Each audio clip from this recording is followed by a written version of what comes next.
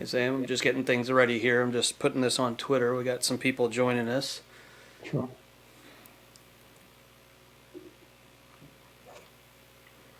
Just trying to share this out with some people who might want to watch.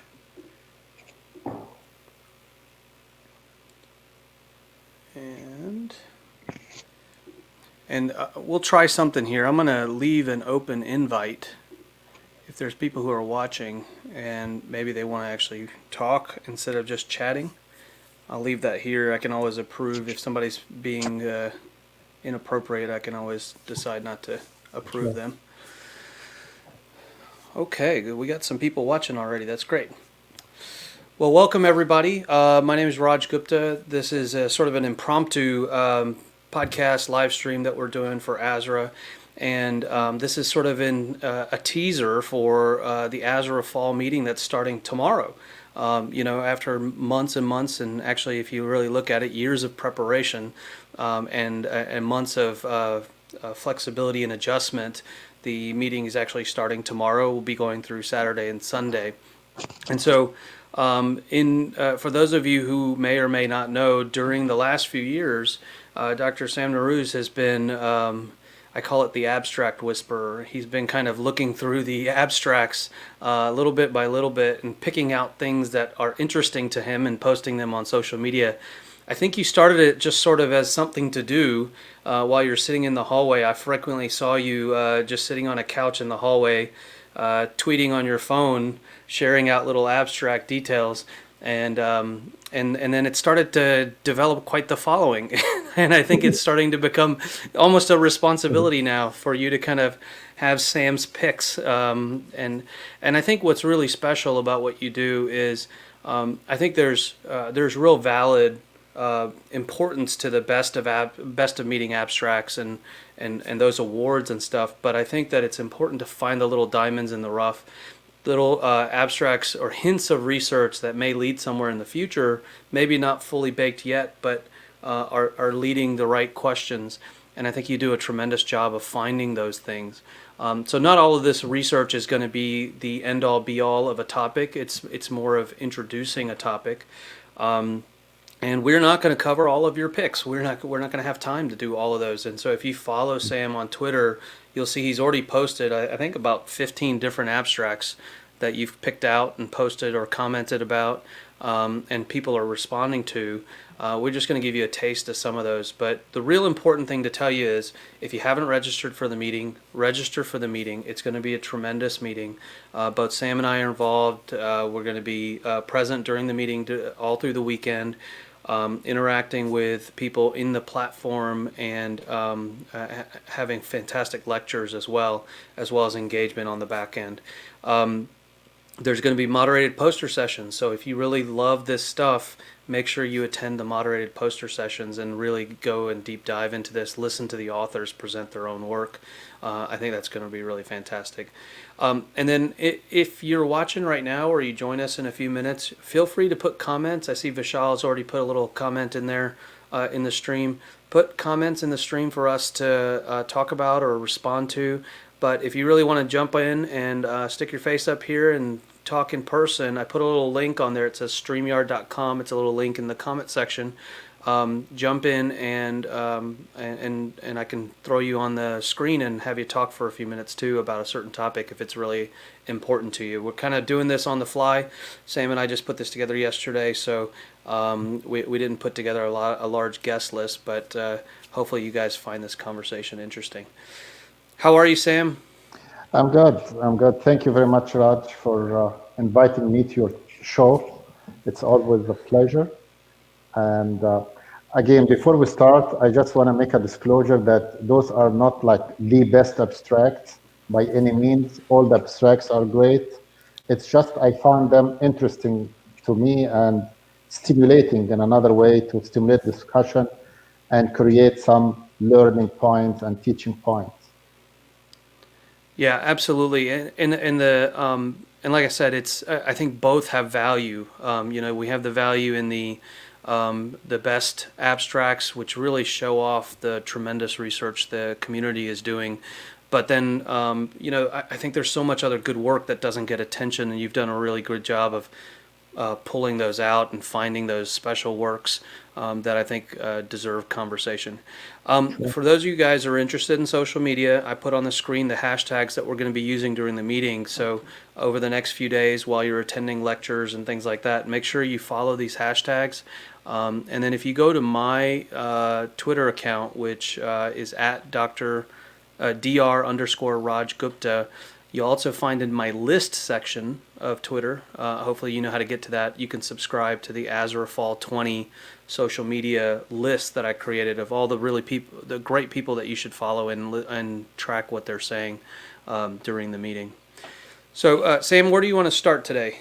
You have a specific poster you want to start with? I've got some of these pulled up and I can share them on the screen if I can find the right one. Yeah, I tried to get Dr. Peterson, Erica Peterson. She's the first author for the high-frequency spinal cord stimulation implant.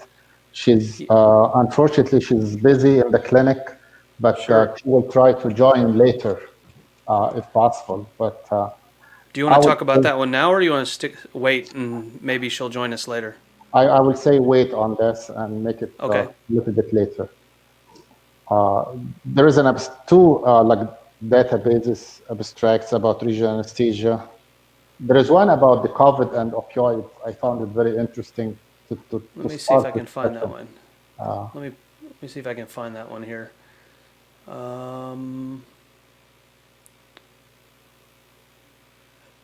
COVID on opioid epidemic?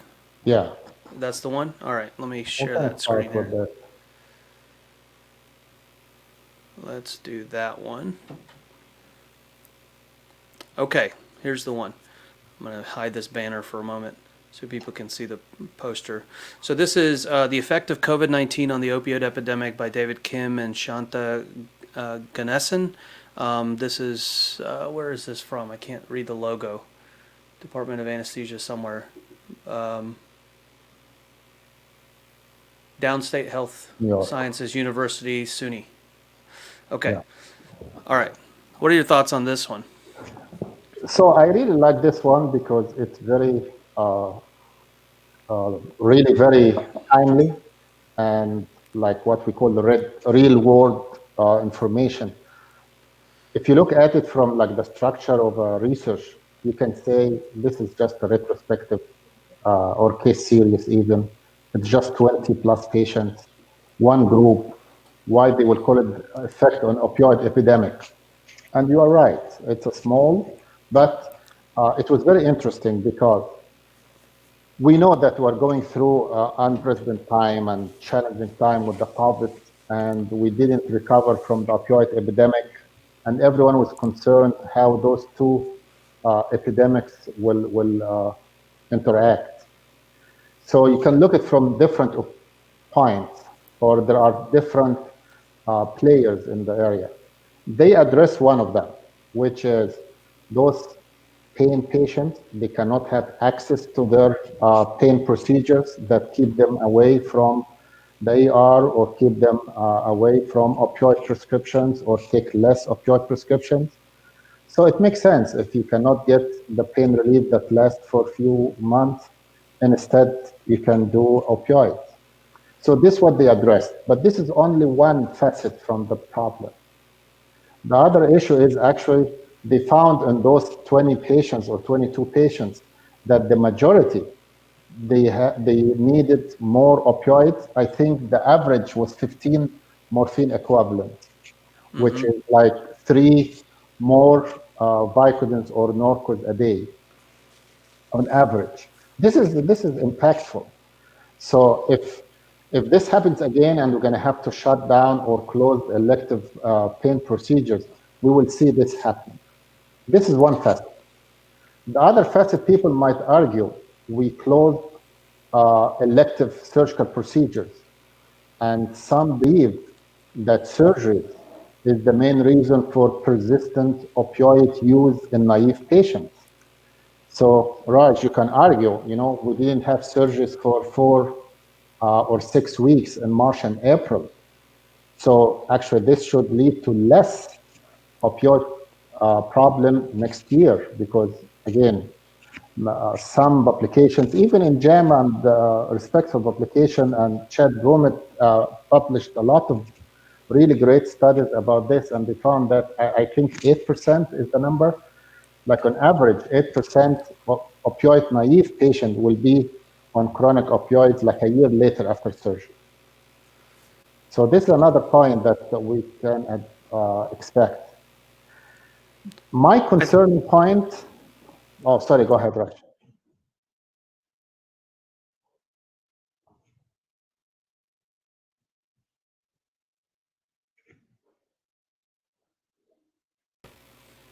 Sorry about that. I had a little glitch. No, you were about to say something. Yeah, I was gonna make a point that one of the one of the things to note about this poster, and I was trying to slide the poster around. That's where I messed it up. Is that it's from March 1st to May 30th, which was early in this pandemic. It was right in the shutdowns that were much more broad based were in the middle of this time frame, and people had not adapted to this new world that we live in. Pain clinics have done a lot between that time and now to figure out how to take care of patients, even when there's inability to have them present in person. And then patients have changed their expectations as well between that time and now. So this was in the heart of us adjusting to this new shutdown methodology. Obviously, since May 30th, a lot of things have opened up and things have moved along a little bit. But like you said, we don't know if that's going to sustain into the future. We don't know what the next 6 months is going to bring. So we still need to learn the lessons from all of this stuff. But I wanted to point that time frame out. The other thing is that there's a terminology that you mentioned, which is elective surgery. And I think one of the things our hospital has changed our language to say is we're talking not necessarily about elective surgery, as in it's just voluntary and not consequential. It's non-emergent surgery, but it doesn't mean that it's elective, right? There's a lot of people that need things done, and so the delay in surgery may actually aggravate the opioid epidemic in a different way, rather than the development of new opioid dependency after surgery. So it's going to be hard to strike that balance between the delayed surgery impact on pain and chronic pain conditions, for example, with bad osteoarthritis or cancer pains or other kinds of issues, may aggravate the opioid epidemic in a way that we didn't previously see because those patients would proceed to surgery anyway. So that it's a complicated equation to figure out. True, there is many variables, many players in the game here. But this brings attention that because some still question the long-term efficacy of some of the pain procedures, do we really need them or not? This is a small example to tell you that patients really benefit from those interventions. And in my state, when the governor tried to convince people to reopen quicker, he made the claim that he got lots of letters from pain physicians, from pain patients, asking that they really need to get the procedures to keep them away from the ER. On the other hand, as a bad consequence or unexpected, it's kind of expected consequence to the COVID pandemic, is actually depression. And depression and drug use disorder, they come together. So on the other hand, we see that patients are not less active, they are more homebound, they cannot go to do physical therapy, aquatherapy, more depressed, more isolated.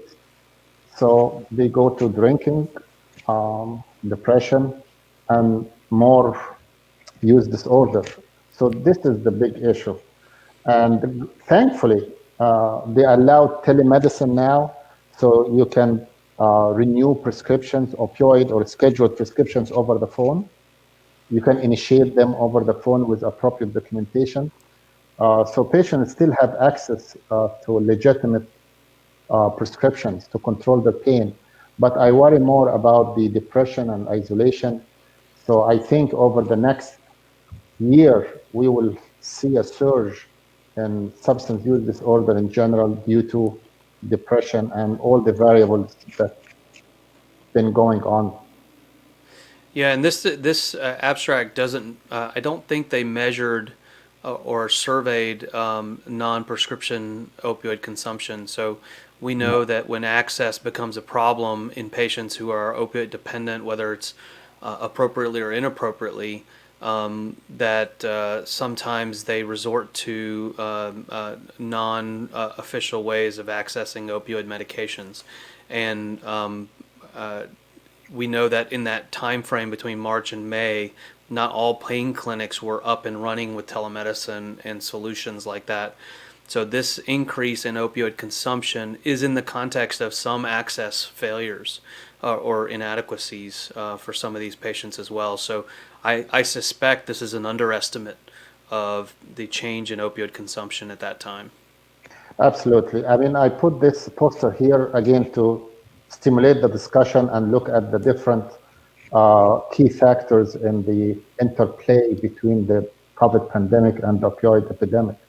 And we cannot say really this is outdated because it was only in March and April, because Right. in some states in the upper Midwest, they are now, some institutions, they are closing down on the, or again, non-urgent procedures because they need hospital beds, they need the staff, they need the nurses. So we are seeing a second wave of this again.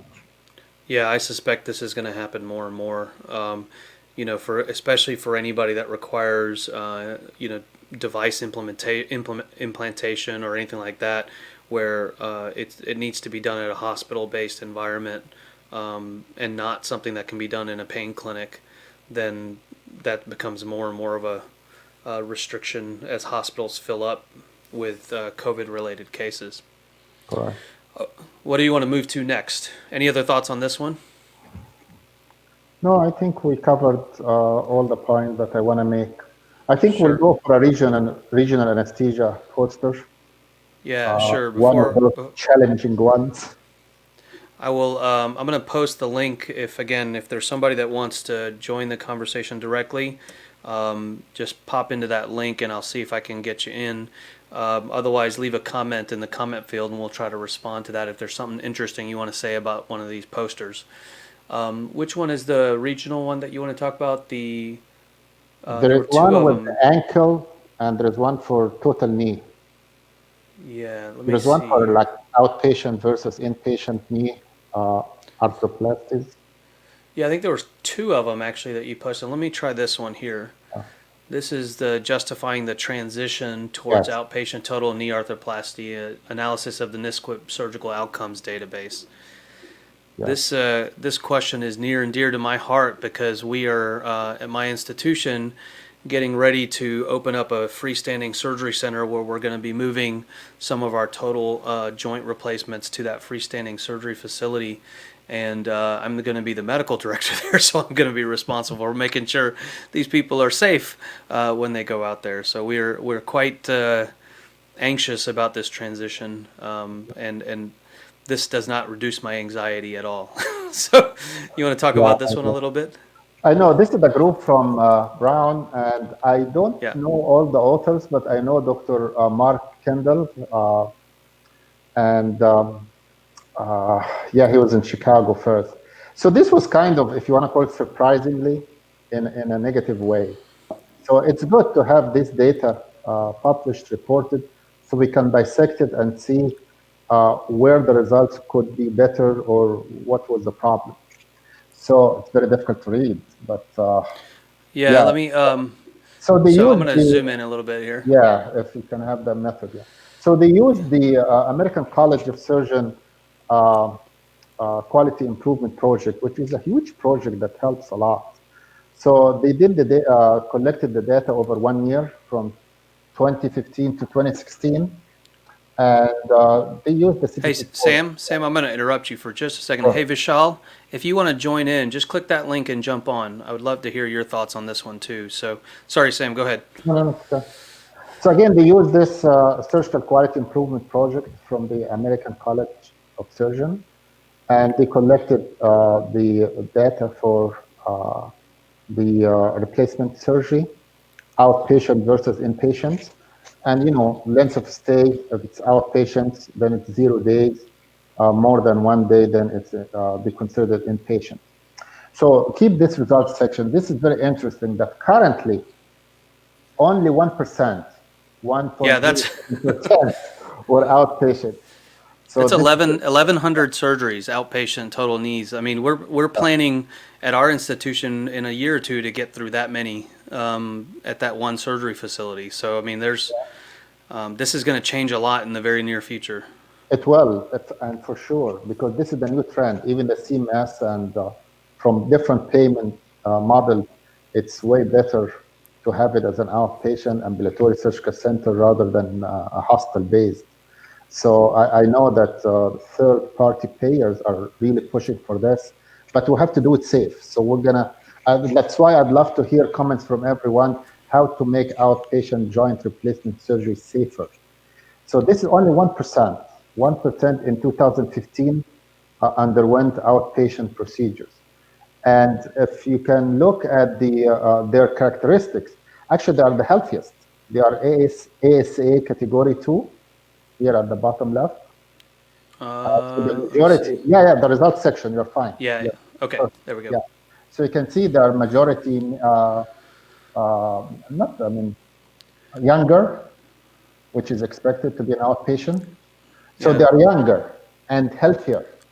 And then they ended by a worse outcome. So this is really challenging for us, or for you, since you're going to be the medical director of the DOR. So you will start with a younger patient, healthier patient, and you expect to have much better outcome. Surprisingly, they said there was no difference in body mass index, because I'm always under the impression that there is a certain limit, like BMI less than 45 or higher than this, you cannot do it in ambulatory surgical centers. But this was really surprising. No significant difference in BMI. So they classified the risks to go up a little bit. Yeah, let me. Sorry, I'm trying to get Vishal on at the same time. He's having trouble, but I will put this up here real quick. I'm trying to get him So on you while you're work talking. on this, and I will keep the Yeah. audience busy with this. So they classified the adverse events into minor and major or serious.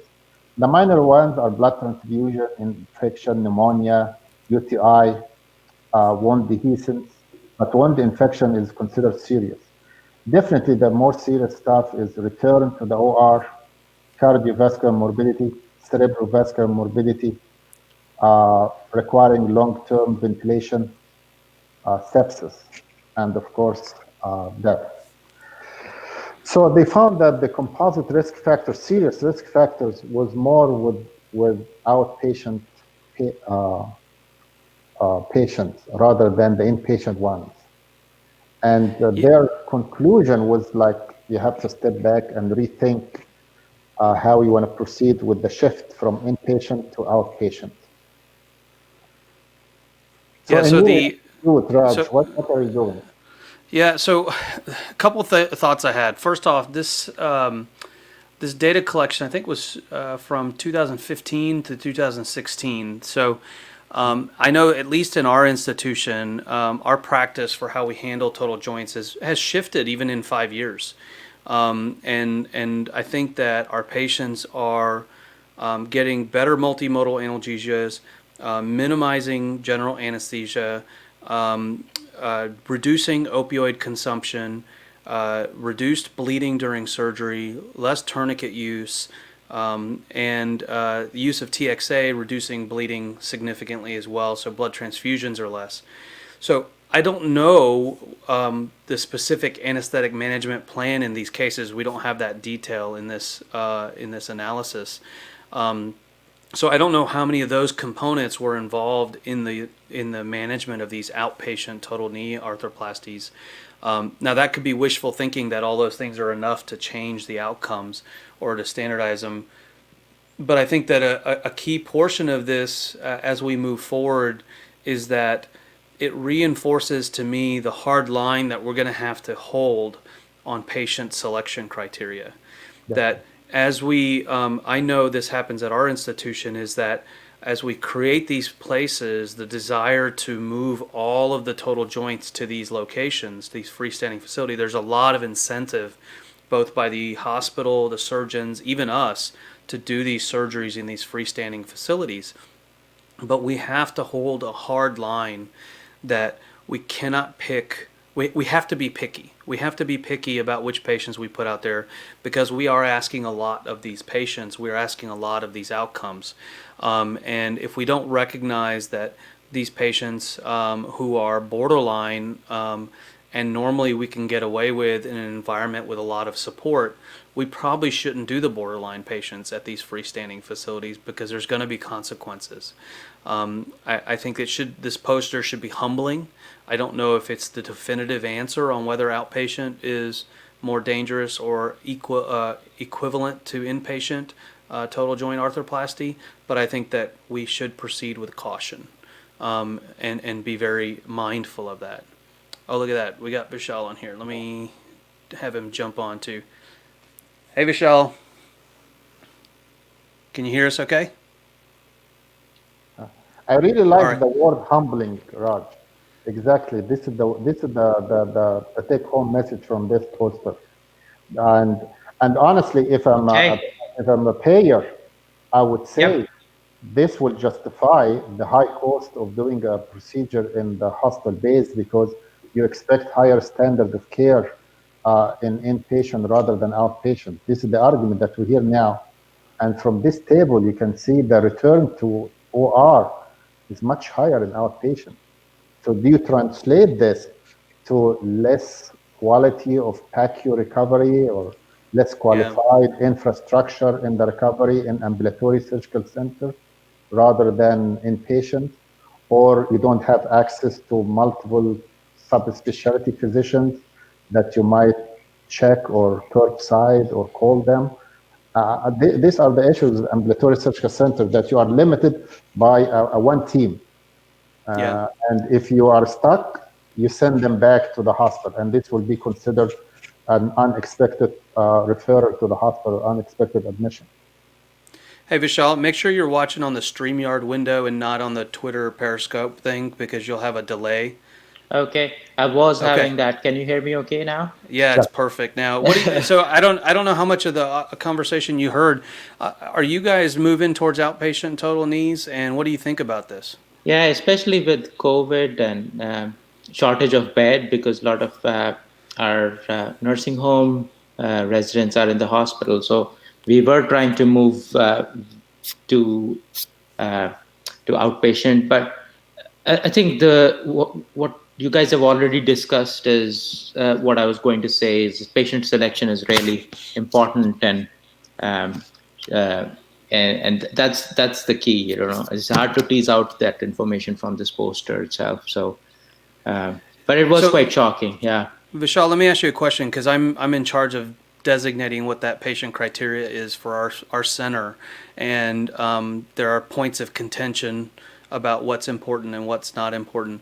What do you think the big important metrics are or criteria are about a patient's medical history that jump out to you as problematic to move them to an outpatient center? I have this my own thought about, based on my readings and literature search and all that kind of stuff, where my areas of concern are. But what do you think we really need to focus on as problem areas?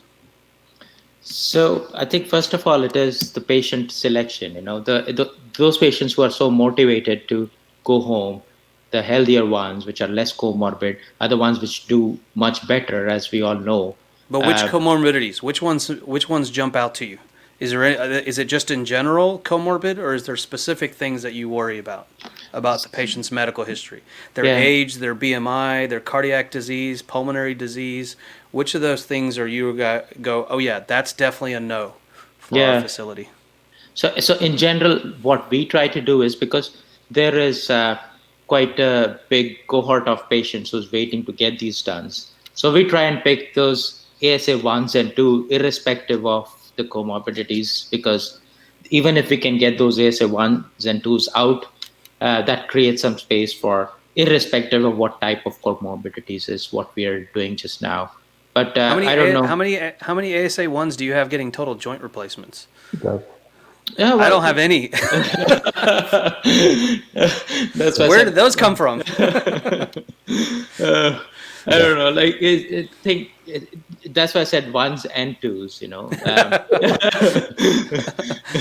Yeah, I mean it's a tough thing because I mean by its nature, total joint replacement involves patients with usually older age, often with other comorbid conditions.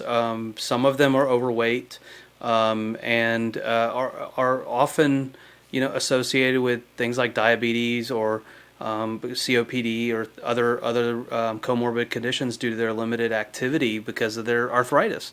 So Yeah. it's hard to find that narrow window of healthy, quote unquote, low risk patients to put it into the outpatient arena.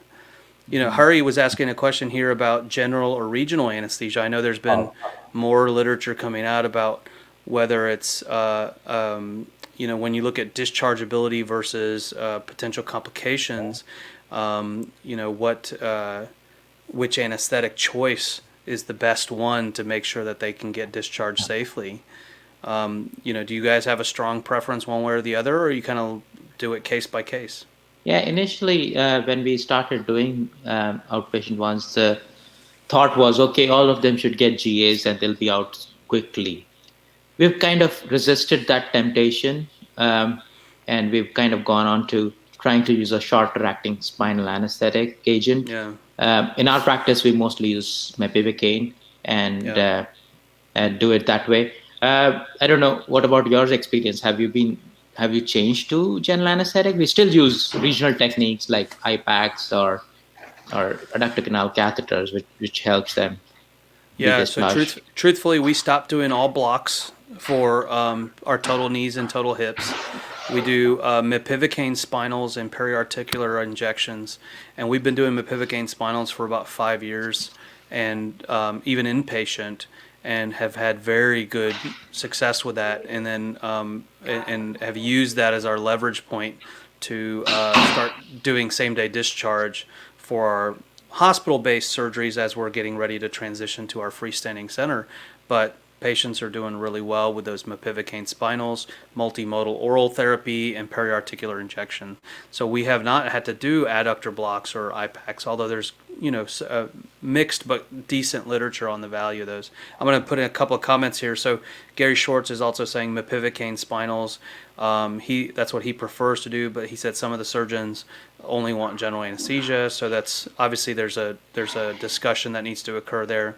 And then Jamie Barada says that opioid dependence, so preoperative opioid dependence, is a limiting patient criteria for doing in the freestanding center. Yeah, that's on my list.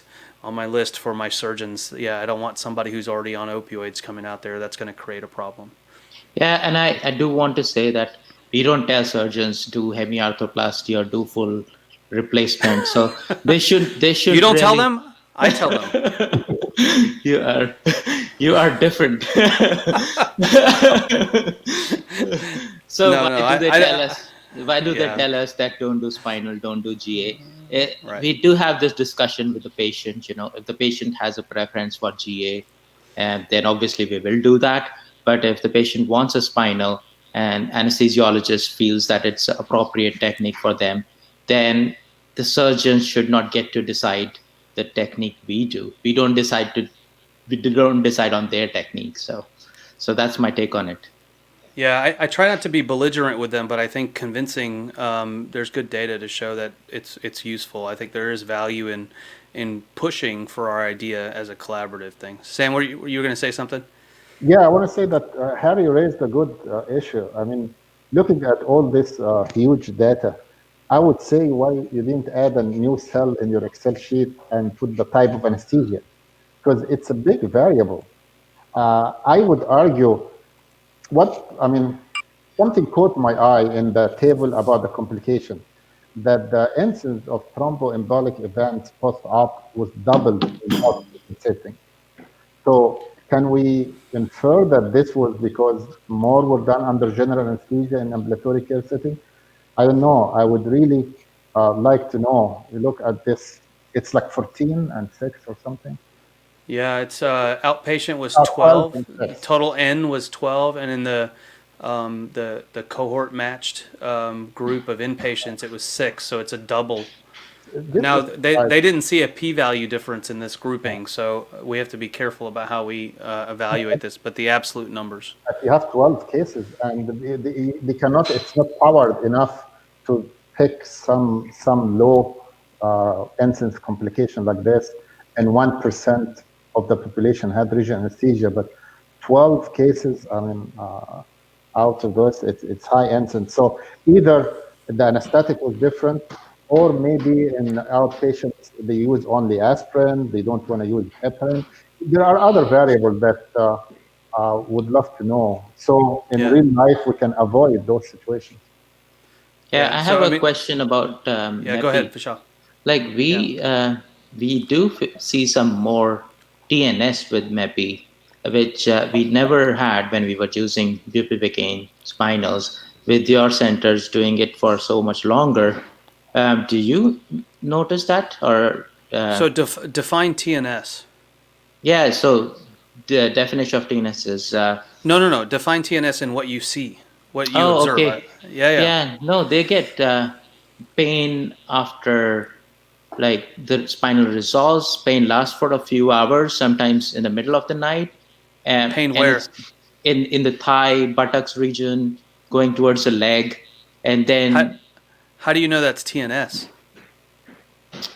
because it's bilateral, it's not just one Oh, side okay. of the All right. just one side of the because it is hard to say, and we see that actually more in urology than in knee surgery because Yeah. knees and hips are a bit confounded with the surgical pain, which is kind of a similar side.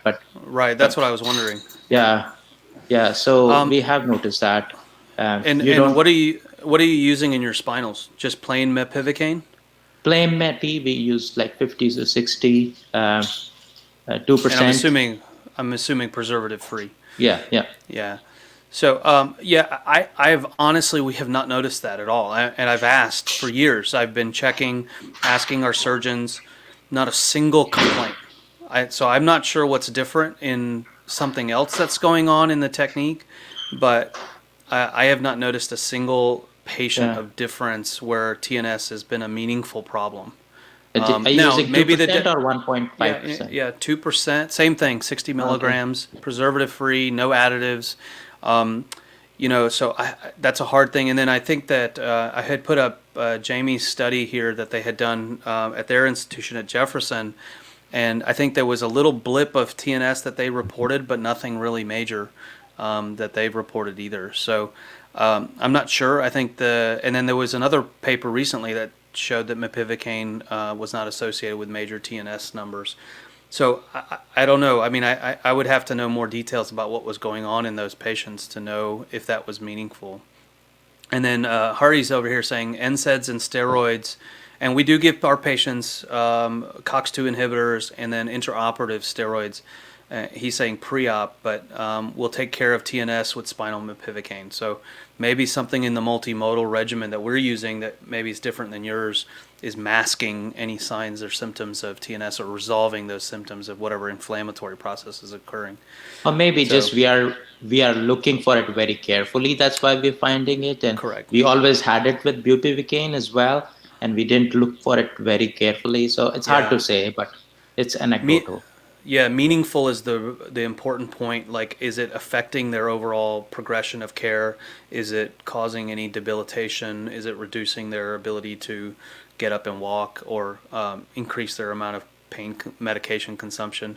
So far, according to our surgical colleagues, again, we're not looking as hard as you are. We have not noticed it of meaningful amounts. Sounds good. While we have Vishal on the line, do you want to go to the other regional one real quick? Sure. Let me see if I can pull that up here. The ankle, yeah. Yeah, the ankle one, and we won't take as long on that one, just for the sake of time. Let me share this screen here. Vishal, you have a minute to stay with us? Yeah, absolutely. Yeah. Okay. So this one's from UC San Diego, National Registry Analysis of the Association of Regional Anesthesia with Hospital Length of Stay following ORF of the ankle, Brenton Alexander, NG Said, and Rodney Gabriel.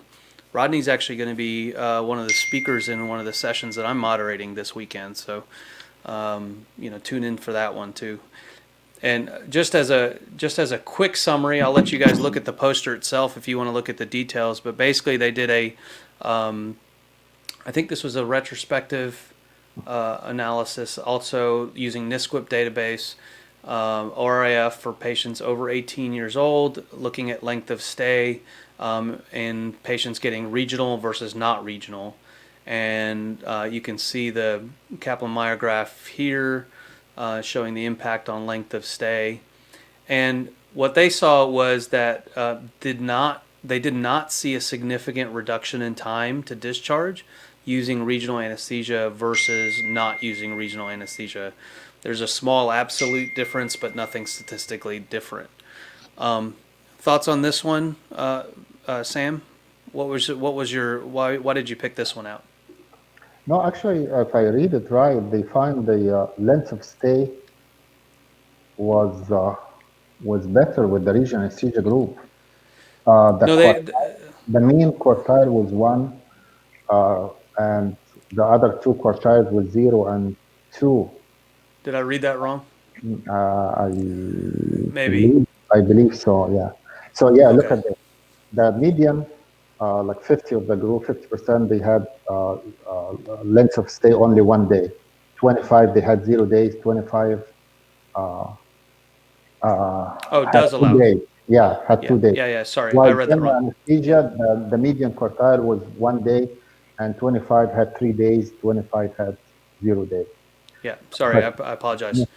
So this is encouraging, but still, there are some discussion about it because we don't know the technique. I think there was a comment in Twitter, maybe from Vishal or Hari or Gary. Was it a single nerve block? Was it a continuous nerve block or not? But again, I look at details. So look at table 1. I don't know if you can zoom on table 1. Yeah. The incidence of regional anesthesia is disappointing, honestly.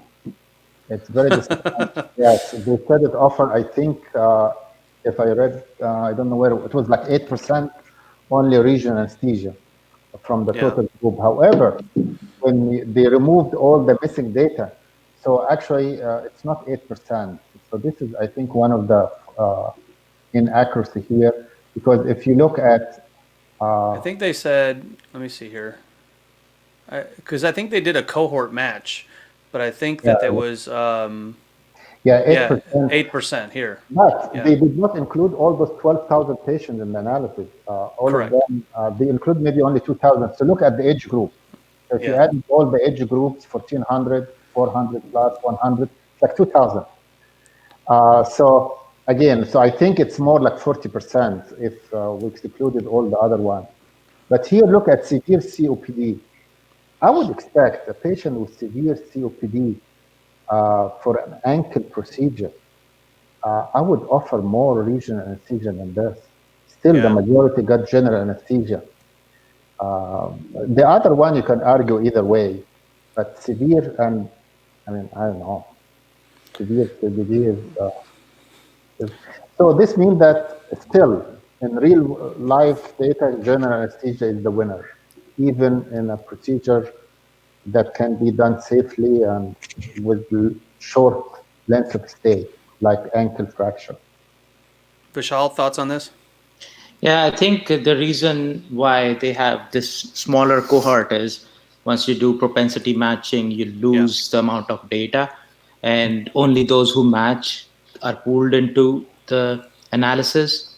So so I agree with whatever Sam says, but what I was wondering is, and I put that in the Twitter comment as well, is it the complexity of the surgery? Like, I'm unlikely to offer a regional technique to a complex ankle because I don't know how long it's going to take.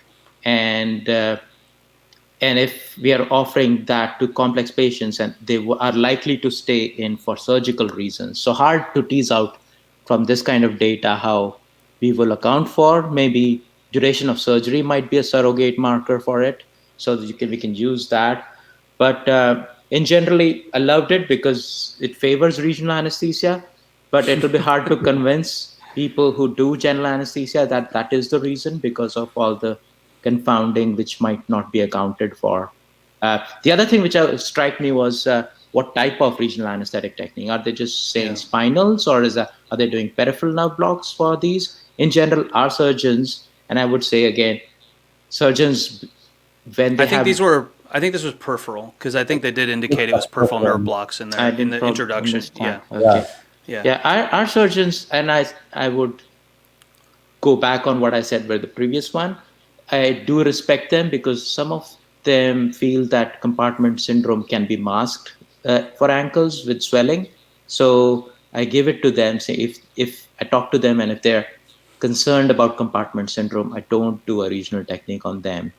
And again, those might be the ones which are more complex, and that might be the confounding factor. And the other thing is that this doesn't get to the context of doing a regional for post-op pain and maybe a general for the case.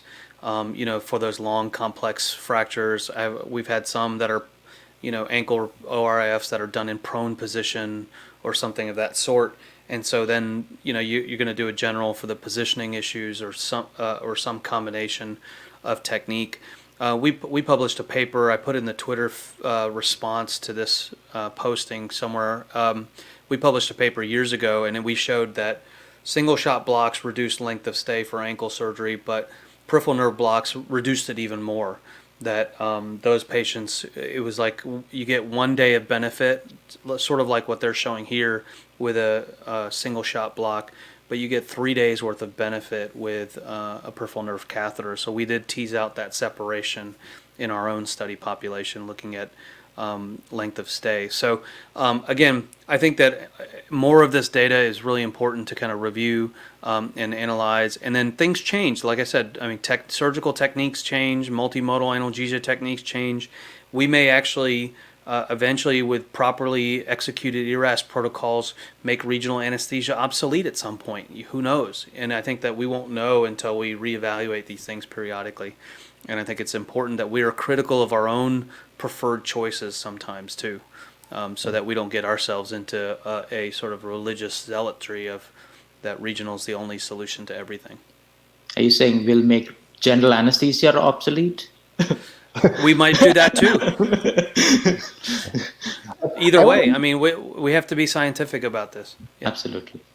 I want to mention something about the limitations for registry or driven report or data, that you don't have individual patient information. They report here the CPTs. So you have like other comorbidities, diabetes, but like Vishal said, you don't have complex of the surgery. You can always use surrogate marker like duration or blood loss during the surgery, you can tell. But here they collected the comorbidities. But there are other variables like ORIF for ankle fracture. Maybe there is another injury, rib fractures, upper extremity fractures.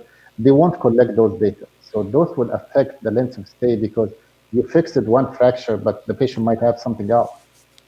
There's a comment in the feed from Harsha saying basically the same thing. Discharge can be influenced by so many other factors. That why are we using discharge as the outcome when it's not a very standard kind of thing?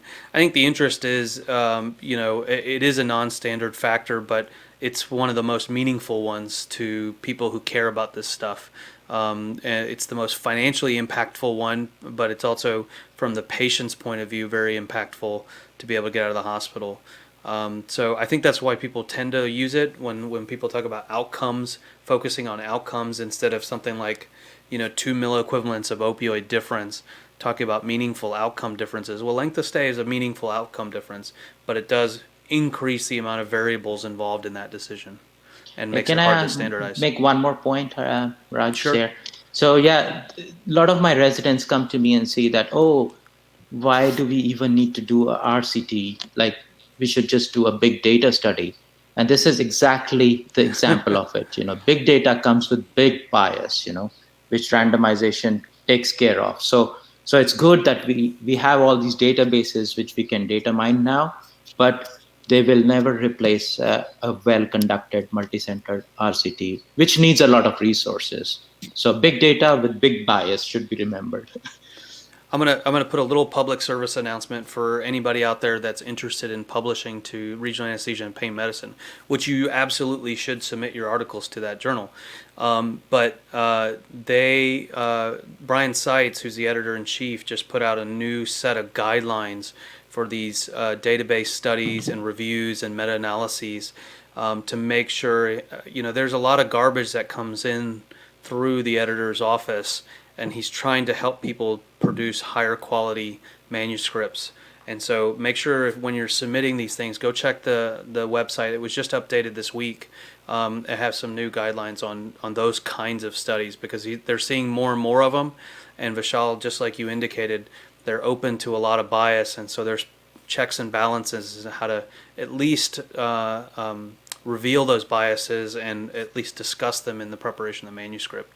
So if you're going to submit to regional anesthesia pain medicine, make sure you know that beforehand so you don't waste your time and get a rejection too quickly because you didn't follow those guidelines.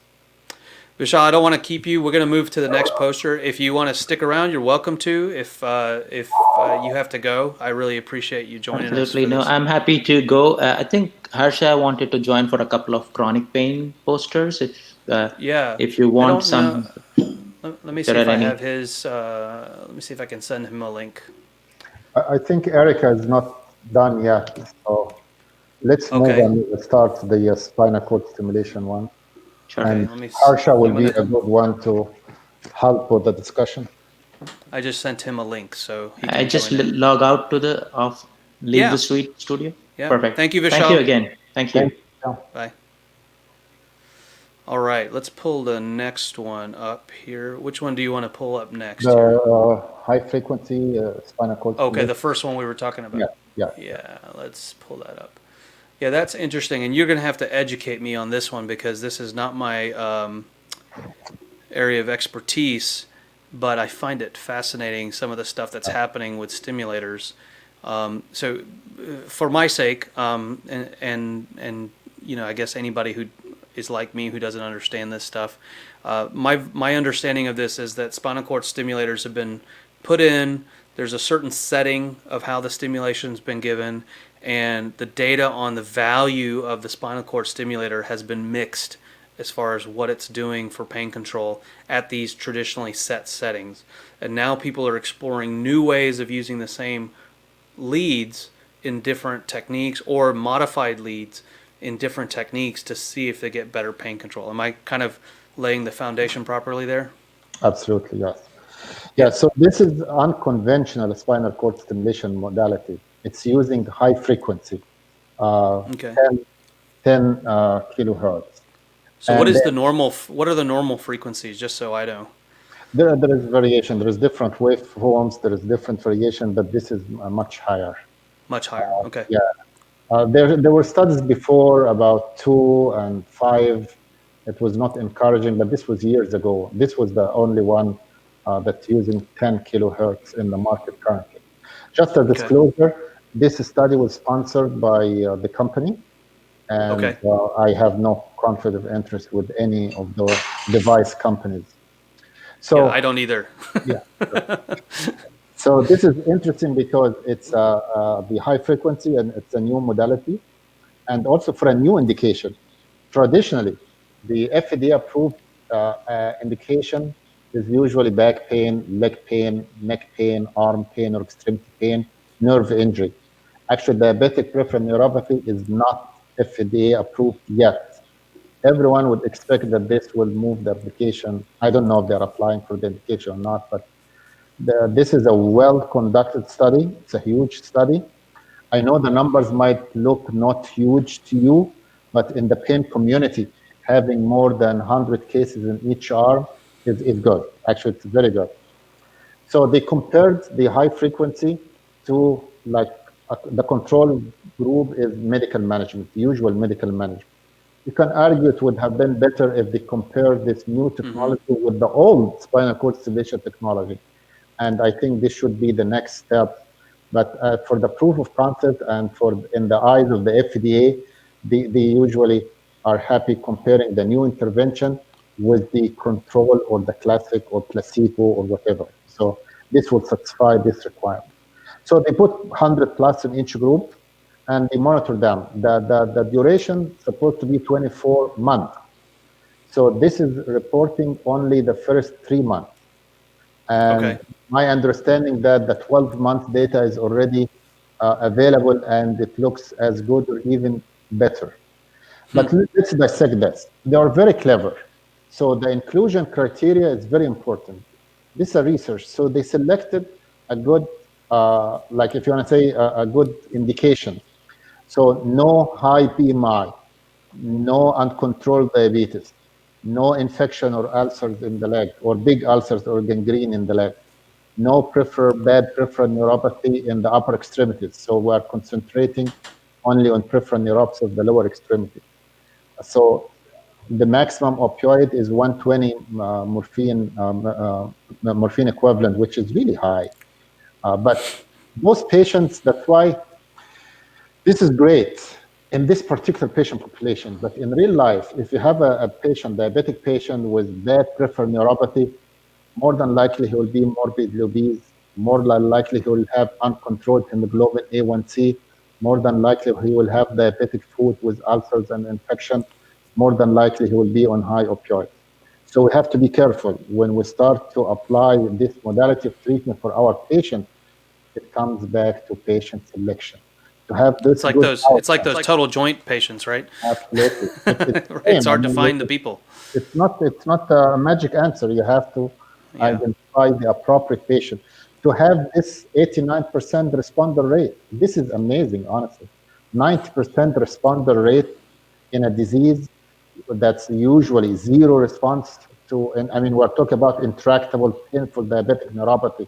The responder rate was 7% in the medical management and 90% or 89% in the high frequency stimulation.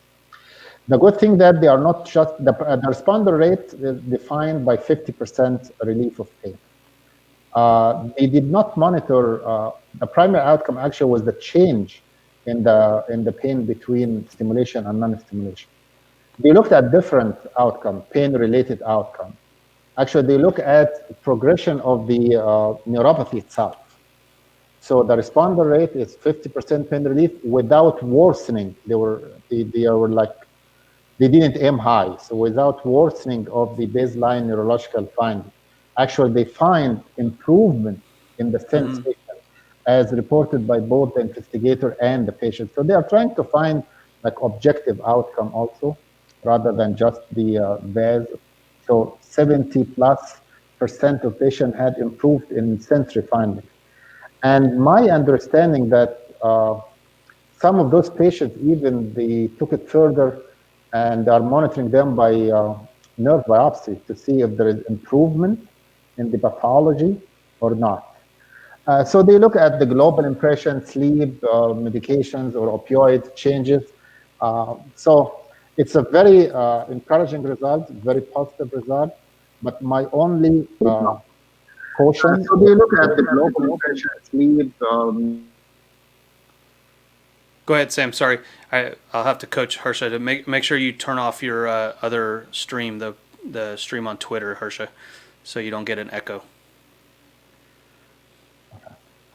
So my only like humbling moment, like what you said before, is this is a great modality of treatment for this patient population that were studied. For the straightforward patient, until we gain more experience, we have implanted this technology and we monitor those patients later on. But again, this is still not an FDA approved application, but it's extremely encouraging. And they did an amazing job in the patient selection. They excluded all the issues that we had problem with them in real life. So if you have the appropriate patient, the appropriate tool, you will end up with an appropriate outcome. This is the flip side of what Vishal was talking about retrospective or pragmatic studies, which have a lot of confounders in them, make it hard to make causal conclusions. But properly done randomized controlled trials have narrowed inclusion and exclusion criteria. So the generalizability becomes worrisome at times, but you get better, higher quality data. Harsha, thank you so much for joining us. I don't know if you heard our early conversation about this poster. What are your thoughts on high frequency spinal cord stimulation in this context of this abstract? Oh, you're still muted. Hang on one second. There you go. Sorry, Raj. Thanks for getting me in. I'm a Twitter novice, must say. I had some issues joining in, Yeah. so I missed first half of the discussion. But I think high frequency stimulation is definitely a big different ball game in terms of spinal cord stimulation, because the conventional ones had several limitations, which we think we have overcome by the high frequency. But I think it's still yet to say. We don't have so much studies on high frequency yet to kind of apply it to different population and the knowledge that we have on different pain syndromes. But it's definitely promising, and I think it gives some benefits to the patients as well in terms of taking out the paresthesia or stimulation part of the negative part of the stimulation, which many patients don't feel comfortable about. That's one other big game changer from a patient perspective. So I like to, when we're talking about chronic pain topics, I'll ask the sort of novice questions here. So it's not that you can just hook up a different box to the same leads. These are different leads. They have to be, if someone had a spinal cord stimulator in, you just can't change the settings. You have to change out the leads, different generator. It's a whole different setup, correct? Yep. Yeah, and so there is a both a physical cost and a financial cost to switching. It's not like you can try one and then switch to another. Do you know if the high frequency equipment can do standard treatment, standard settings? And so if you install or you place the high frequency leads, you can go back, thinking about a randomized study or a blinded study where you implant the same lead in everybody, but you could do different settings with the same lead. Sam, you're muted, by the way. You can, yes, you can use it as prestige-free, which is the main advantage of high frequency, or you can use it for prestige also. We don't really like to do it because it defeats the purpose. But your point is really interesting. You can do it to compare prestige-free with prestige stimulation. But you could also, seems like you could do a crossover study better that way too, so that, if you implanted the same lead that could do different settings, then you do the study, you blindly, patient doesn't know, maybe even the practitioner doesn't know, somehow blind the generator settings, and then, create a period of time where you have two groups of people, different settings, and then cross them over and see if there's a change in their outcomes. This would be actually a great question for Dr. Peterson, and she said she will follow up on this Twitter feed later on when she's done with her clinic, because I know that they don't like to use the prestige because it defeats the purpose. Their whole thing is about prestige-free, especially for diabetic neuropathy. And this is what we tried off-label over the years to try to use conventional spinal cord stimulation for peripheral neuropathy, and the patient already has prestiges. So it's Right. very difficult for them to tell them, oh, you're going to feel more prestige, and it will take care of your old prestiges. It doesn't happen. It usually aggravates the pain more. That's why it was a good indication for this new technology, which is not really new. It has been already for a few years. But this would be interesting at the design as the control group without the need to implant a different system. So they can have their own system and use this prestige and then prestige-free. They tried to do it in another study, in another indication, but I don't have any more information about this. But this is very great. It's a great concept. I think, Raj, just to add to that, that was a great question. As Samir was saying, I don't think the advantage of frequency or paresthesia, feeling paresthesia systems have any advantage over high frequency, as we understand. But the paresthesia-free system gives an opportunity to actually study, like switching off versus switching on method. So the patient is effectively blinded because the difficulty in paresthesia inducing systems is that you cannot blind them. But I know of Right. studies that have happened or ongoing about controlling patients in a way that patients don't know whether the system is on or off. Yeah, this is a good point. They are Yeah. blinded whether the system is on or off, but they are not true blinded because they know there are system implanted in their back. So, Right. I mean, we have to be careful with this. It's not true blinding, but Yeah. And if they yeah, feel the paresthesias from the stimulator, then clearly they know when they're having exactly. paresthesias. And this was the issue of doing Yeah. any true blinded Yeah. studies with all the other convention system because Yeah. they have to feel it. Right. Uh, No, I yeah. mean, again, this is coming from a completely novice point of view because I don't do these procedures and I don't see these patients. So that's why my question is maybe a little bit naive, but it's fascinating to see people still working on this. I know this world of stimulation for pain conditions is still in the very early stages of its development, and there's a lot to come still. Yeah, and diabetic peripheral neuropathy, it's really, really painful, very difficult to treat, and it's not necessarily related to uncontrolled blood sugars, by the way. It can happen even before precede the diagnosis of diabetes. It can happen with perfectly controlled hemoglobin A1C, and usually it's very intractable to multiple neuropathic pain medications. Patient cannot tolerate them because of side effects. So this opened the door, opened the horizon for a new indication for spinal cord stimulation. But we'll wait and see the 12-month outcome, the 24-month outcome, and then we'll have another show. Well, we have Harsha here. If he has a minute or two still, is there one more last chronic pain abstract you want to go over, and then we'll wrap this up? There was another one on stimulation, I thought, but on one of these new peripheral nerve stimulators or percutaneous nerve stimulators. Yes, there was one for the media branch. This is the one in the Yeah. facet. Let me pull that up. Yeah. Because this percutaneous nerve stimulator device is starting to cross lines between acute and chronic pain, Correct. and or even in the middle transitional pain. So I think it's an interesting one. I saw you had mentioned it, so I wanted to bring this up. This is percutaneous peripheral nerve stimulation of the medial branch nerves for the treatment of chronic axial back pain in patients following radiofrequency ablation. This is from Tim Deer's group at Virginia. And this is also a sponsored study. I don't have any relationship to this company that sponsored this study. I don't know if either of you guys have any relationships to the company itself. I normally wouldn't show their brand name, but it's on the poster, so it's hard to hide it. But thoughts on this one? I'm not going to go into the full details of the study, but you know, Can again, you zoom on the buttons?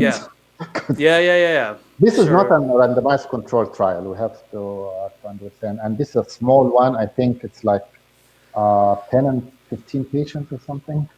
I'll have to go back and look. I don't. Yeah, no, you can go up.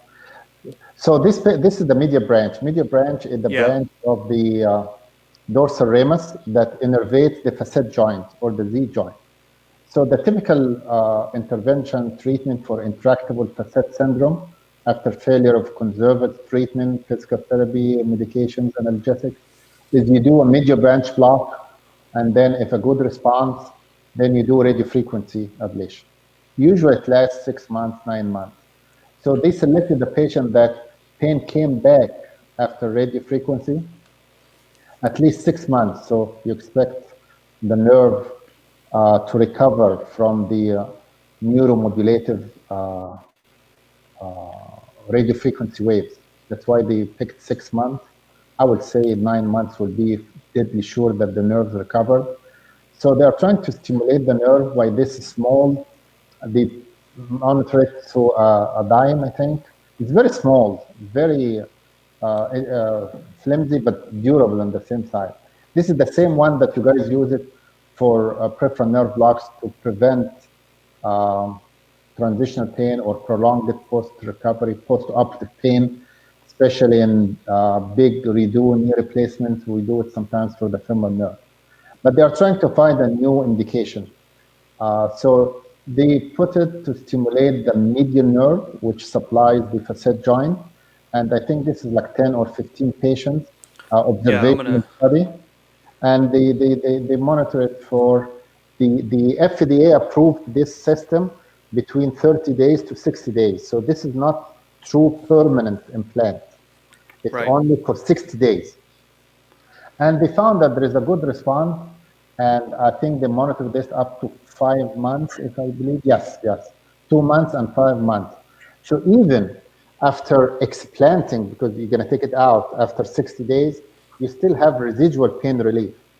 And actually, there is another poster that if you guys go to my Twitter feed about the postulated mechanism, how come you don't have neuromodulation anymore, the lead is all out, and you have a good outcome for up to 12 months.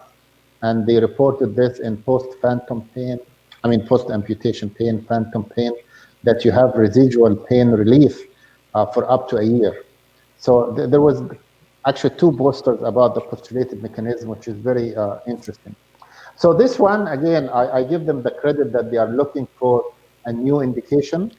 It's very prevalent problem, axial low back pain. And traditionally, we say spinal neuromodulation is not really the best option for purely mechanical low back pain without neuropathic component. My only thing, and I'd like help from you and Harsha, is like, how do you know that you are stimulating the medial branch or the multifidus muscles?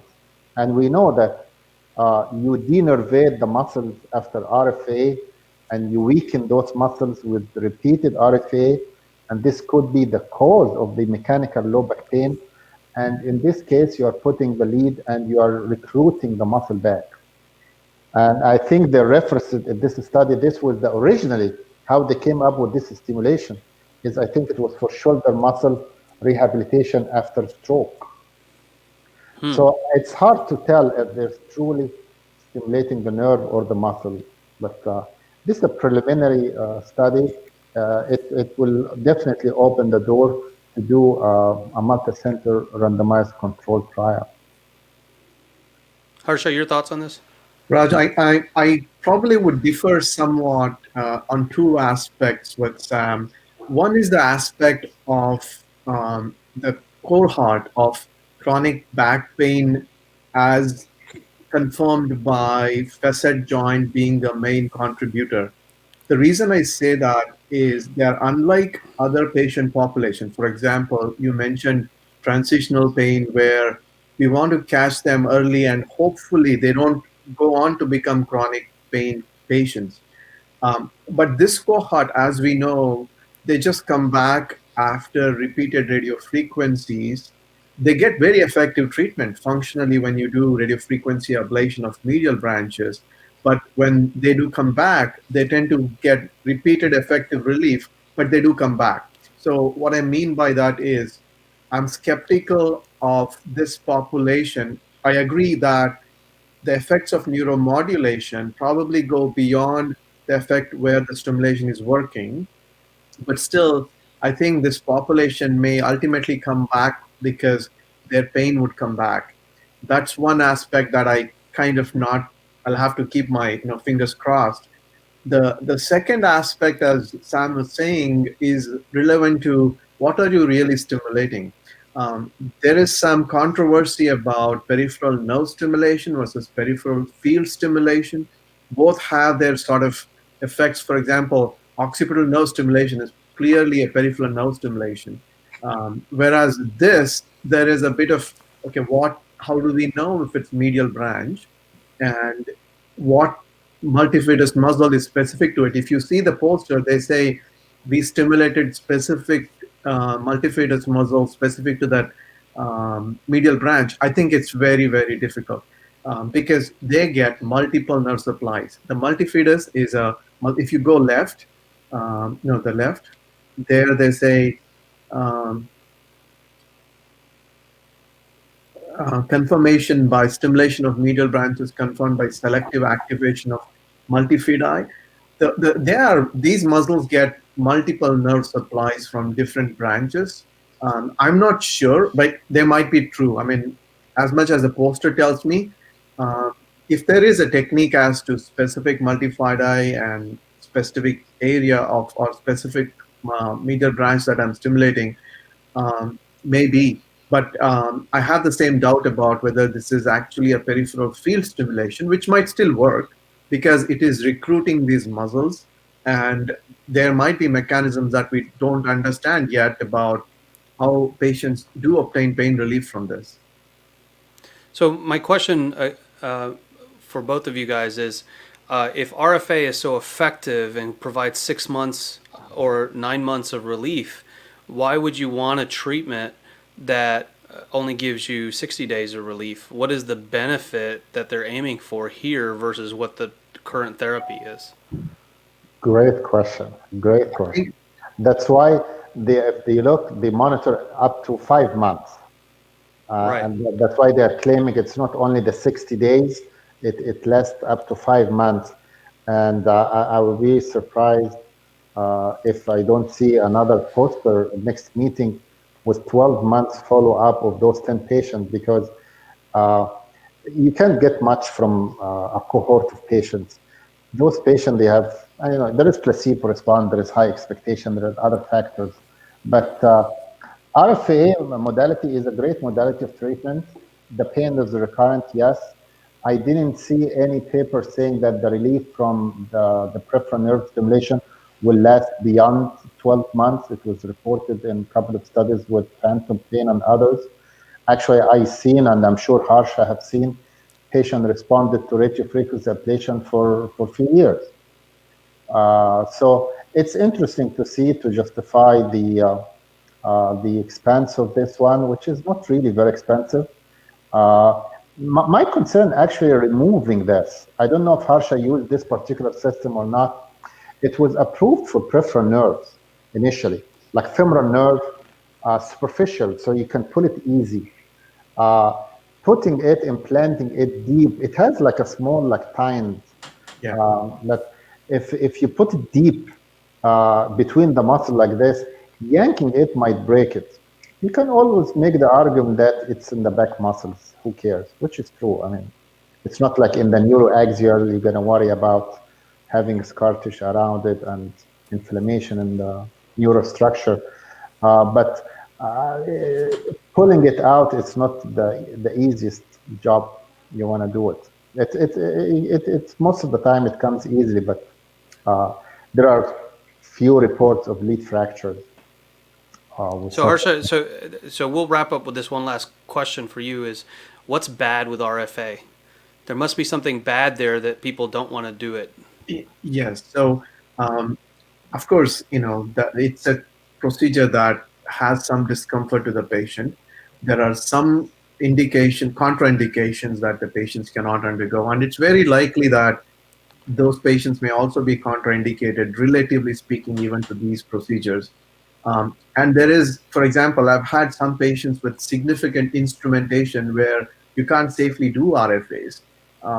Spinal fusion patients where there might be a contribution for facet pathology, and you want to recruit or see whether you can provide this benefit. So there might be some, or even still, there are patients where you attempted to consider, the medial branches have been positive, but your RFA has not really helped those patients. I mean, those patients might be probably patients that would want to go in this where they don't have the RFA benefits, although there seemed to be some suggestion that medial branches were positive. That's where I kind of fight, where I don't see where a patient has actually been helped by RFA and now consider this. I don't yet to see the benefit of this. So hopefully one of the authors is presenting one of these papers, these abstracts in the moderated poster session. So this is encouragement for everybody listening to go attend the moderated poster sessions. Hopefully the authors will be there and you can ask all these questions to them. This is, the nature of abstracts. They're preliminary work and they often create more questions than they provide answers, and that's kind of the point. We have gone longer than I expected. I was having too much fun. I lost track of time. So, but I really appreciate Harsha, Vishal, for you guys for joining us as well and bringing your insight into this. This is a teaser for the meeting more than anything else. The meeting starts tomorrow evening. If you're not registered, go register, participate, check out the platform. You can actually go in there and look at the whole program and select the things that you want to do and create your own calendar of events and add that to your personal calendar so that you don't miss anything. This is, I think, not as good as being at a meeting by ourselves in person and hanging out in the hallways, but we'll get as close as we can and get the high quality content. Plus, it's a combined acute pain, regional, chronic pain meeting, sort of like we did the World Congress just a couple of years ago, and there's a lot of benefit in that collaborative teaching and learning.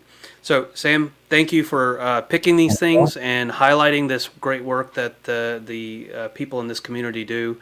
And everybody should follow Sam's Twitter feed. I'll put it up on the screen briefly for if for some weird reason you're not already following him. And he's probably got more things to add to this stream over the next few days. So I encourage you to follow his Twitter feed and, of course, follow the hashtags ASRAFall20 and ASRA Worldwide 2020. And you can follow my page as well and Harsha's page as well and see all the wonderful stuff going on at the meeting. Thank you, everybody. I hope to talk to you more over the next few days. Thanks, Sam. Thanks, Harsha. Thank you. Bye, everybody. Bye-bye. Thanks.